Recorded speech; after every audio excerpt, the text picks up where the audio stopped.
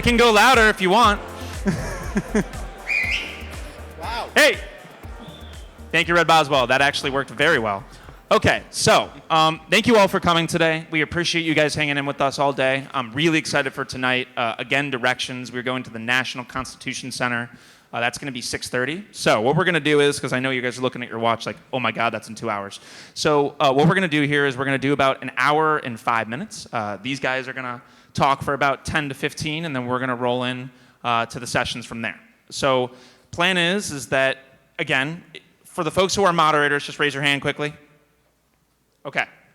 So for tables that are not fully occupied, we'll condense a little bit, but main idea is that we are going to be trying to answer a couple questions here, which Joe and the team will go into a little bit. So I will let them take it away. All right. Global investment bank. I advise companies on mergers and acquisitions and raising capital. And I'm the head of the franchising practice and have been working with franchisors in an advisory capacity for over 20 years. Thanks, John. Hi, everyone. I'm Jay Sorrenti. I'm the Chief Executive Officer for Best Life Brands, which is a senior care platform franchise company owned by the Riverside Company. And we have 4 brands today that are helping seniors live their best life possible. I've been in franchising for 35 years. That's all I've done in my business career, and have helped approximately 5,000 to 6,000 franchisees get into business, both from startup all the way to really mature franchise companies. Great. I'm Tom Hodgson. I was the founder of Color World Painting. I'm kind of the person on the panel here that's kind of lived a life that you guys are probably in, where you created a brand from the ground up 26 years before I was acquired by Authority Brands and went to exit. So really kind of been in every facet of the shoes you guys are in. I'm currently an investor into some other brands. Shrunk 3D is a current brand that I'm the brand president of right now, which is an emerging brand. So if you guys have any questions, I'll be right over there at table 8. Hey everyone, thanks for joining. I'm Phil Piro. I'm a principal on the investment team at Princeton Equity Group. We are an investment firm that partners with high-growth franchisors who have disruptive concepts in the service categories that they're in. Our team has invested in over 30 franchise concepts over the past 15 years, and we can bring a lot of resources in addition to capital to the companies and folks we partner with. And we've got about $1 billion of capital that we manage and about 7 companies in our portfolio right now, including a few that are here like 5-star franchising. So, thank you. Yeah, before we start, we have to open up with the official panel joke of the day. Hey, did you hear about the franchise sales guy that was also an attorney? He killed all his own deals. Okay. No, so what we're going to do, we're going to take just 5 or 10 minutes, and we're going to answer 3 questions as a panel. So one why would anyone engage anyone in this panel, either as a supplier or just for advice? Second would be, what would you want any franchisor here, any emerging growth franchisor here, to take away from these panel discussions? What in your experience, whether or not you know you need the advice, what should you take away? What should you be listening for? John, why don't you start? Yeah, look, I'll start with the last question first. Look, coming to an event like Springboard is half the battle.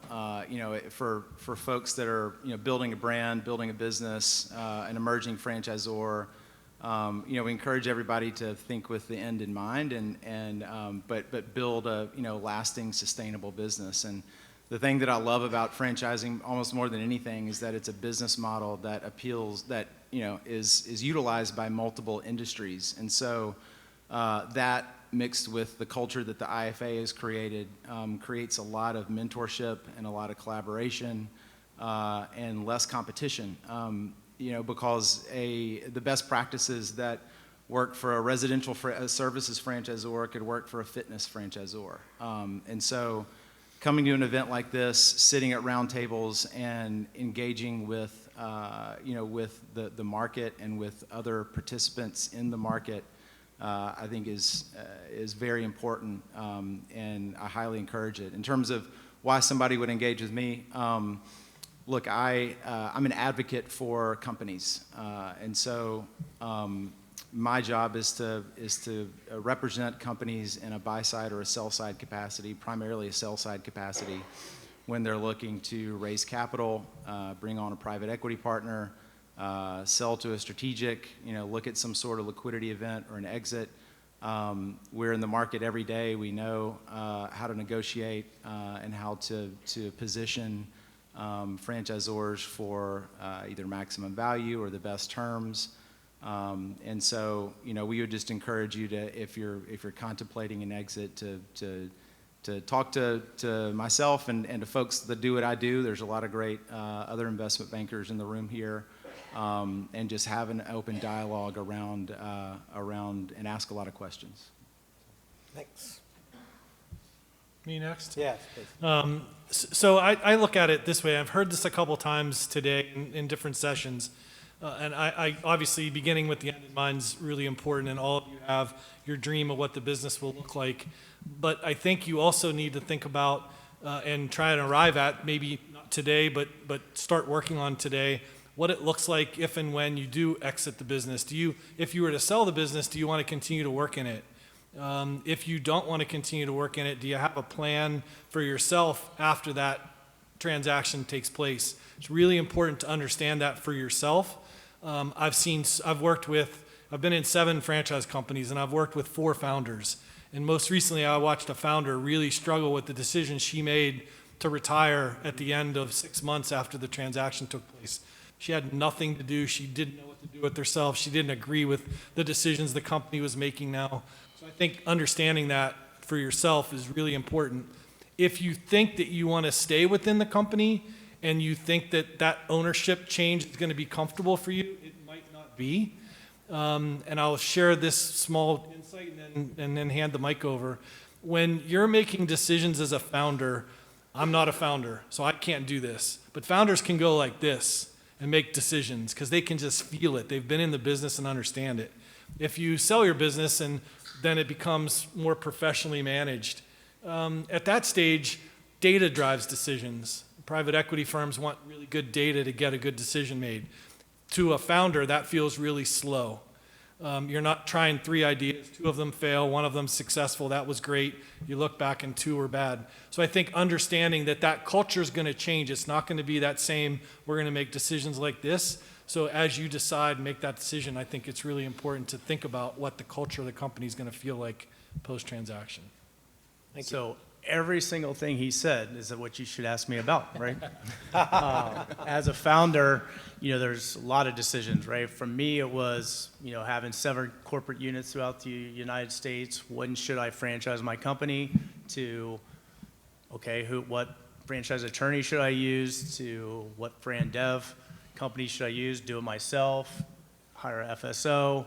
And then ops, who do I hire for that? Going into all the different aspects of the business of how to grow the brand. What is your final, exit plan? And having that is a big part of it, right? My choice was, after 25 years, I wanted to be able to do a little bit more afterwards, mentor, business owners that wanted to get into franchising and then, be an investor into other brands. So I had a strategy in place, made some goals for myself and took the business to exit and stayed on for 18 months so I could learn how to be, could I be employable, I guess. It was the term that I like to use, and, just giving a perspective for you guys. So, come find me, like I said, at table 8 if you'd like to have some perspective. So I think I'll answer the kind of why partner with us or engage with us first. I think having your own business can be very lonely, right? And there's a lot of decisions you have to make. And one of the things that we can do and have done very well is be that true partner who really helps make a lot of those decisions collaboratively with whoever's running the business, with the goal of not falling into the mistakes that we've had to live through in all of the investments we've made historically. And so it's kind of helping ride in the cockpit along with the management team or the founder, giving them that kitchen cabinet support network where they have someone to share their challenges and opportunities with. And at the end of the day, it's about removing the constraints on growth. So you need to make hires, you need to turbocharge franchise development, you need to get financing for growth, capital, whether that's debt or equity. Those are things that as a founder, it's hard to be able to do that quickly because you're typically a limited team, limited resources.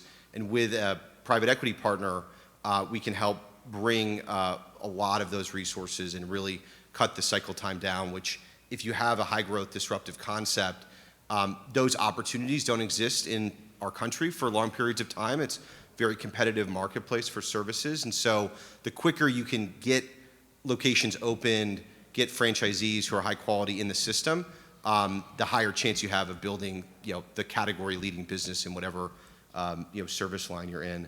And then in terms of just the takeaways, I think it was said before really well, but at the end of the day, this is a business you've built over many years.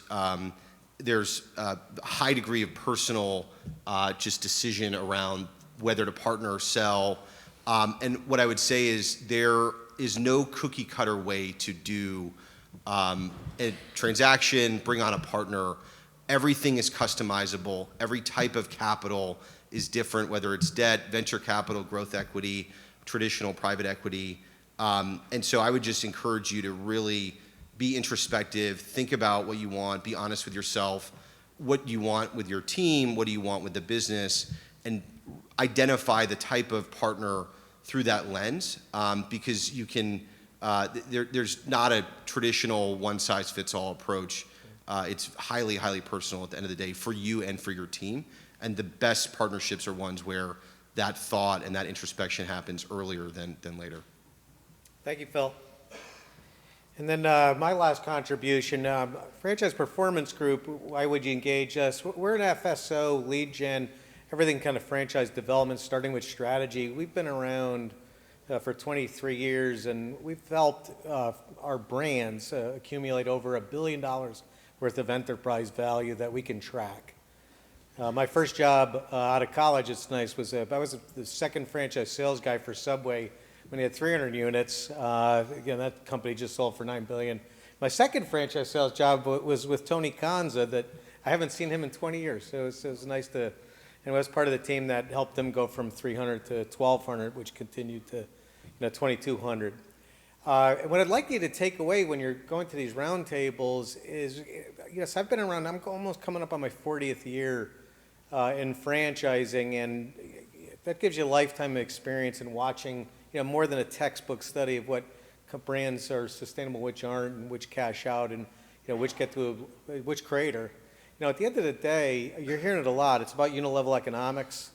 There's the PE guys. They taught me a saying: build right, buy right, sell right. And you guys are the build right part of that equation. You got to know what that means, right?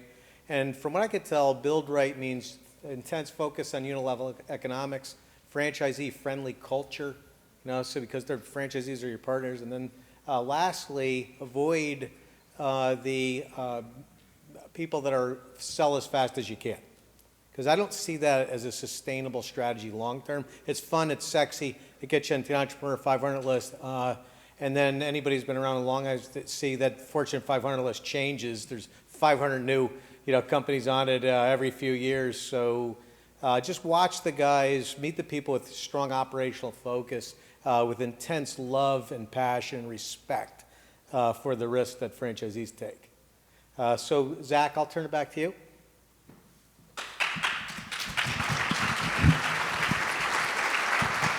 All right, thank you, gentlemen. Thank you, gentlemen. So up next, what we're going to do here. So we have about, I don't care about my fantasy football right now, Apple Watch, sorry. So it's 4:42 right now. We're going to take this until about 5:30. So I want to give you guys some time to shower and relax and sit down for about 5 minutes here. So what we're going to do is we're going to do one round instead of two, just to make it a little easier so we can catch up on time here.